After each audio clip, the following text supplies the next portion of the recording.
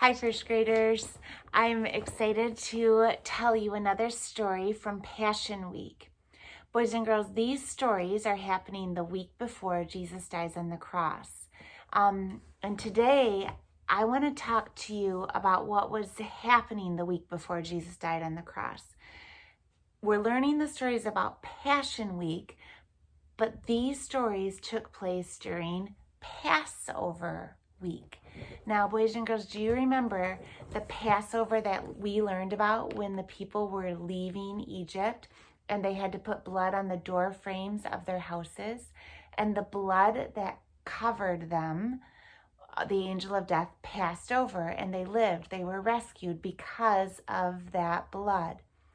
Boys and girls, year after year after year, God said, even though you're leaving Egypt, keep celebrating Passover because I want you to remember that it's me who rescued you. The blood of the Lamb saved you from death. Now, Jesus is going into Jerusalem and he's traveling there with everybody else because he is going to celebrate Passover. In fact, guys, think about this. Back in Egypt, the blood of the Lamb saved them from death. And guys, the blood of the Lamb, Jesus actually is the final Lamb who was slain. That happened on the cross when he dies. His blood still covers us. So it's no coincidence that Jesus dies at the same time that people were celebrating Passover. I believe God is wanting people to see those connections. Okay, so there is a lot of people coming to celebrate Passover, and so many people would travel to Jerusalem.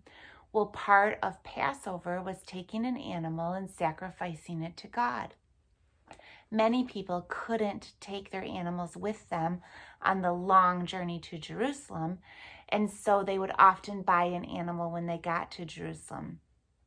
Well, when Jesus arrives in Jerusalem, he realizes that they are selling and buying animals right inside of the temple courts. And even worse than that, they were charging way too much money for the animals. They were not giving people a fair price.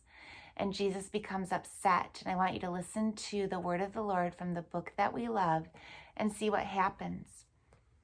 Upon reaching Jerusalem, Jesus entered the temple courts and began driving out those who were there buying and selling. He overturned the tables, flipped them over.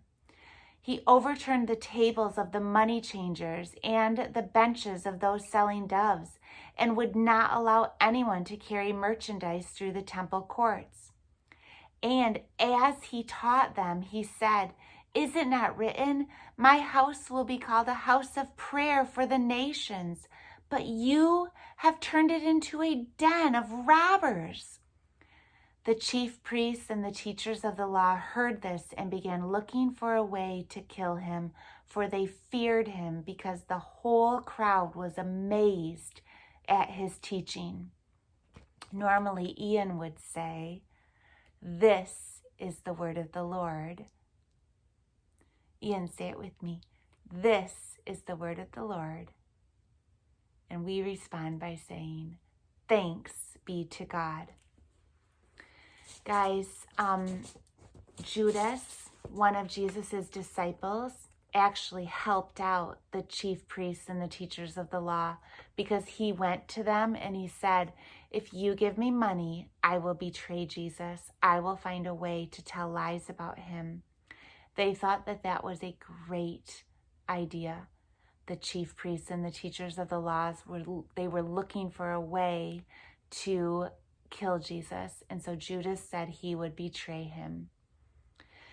Guys, there is more to this story that I will tell you and your parents will tell you as the days go on. But right now you can cut out this piece. It's a picture that will help you to remember. And you could even cut out some silver circles out of tin foil and glue it right onto this little money bag to remind you of this part of the story. Guys, there's more to this story. Judas kept saying, he kept pretending that he was a friend to Jesus, but all the while he was looking for the right time to hand Jesus over to his enemies. And later, I'll tell you that part of the story too as we move along. All right, guys, keep writing your prayers to God in your Lent journals.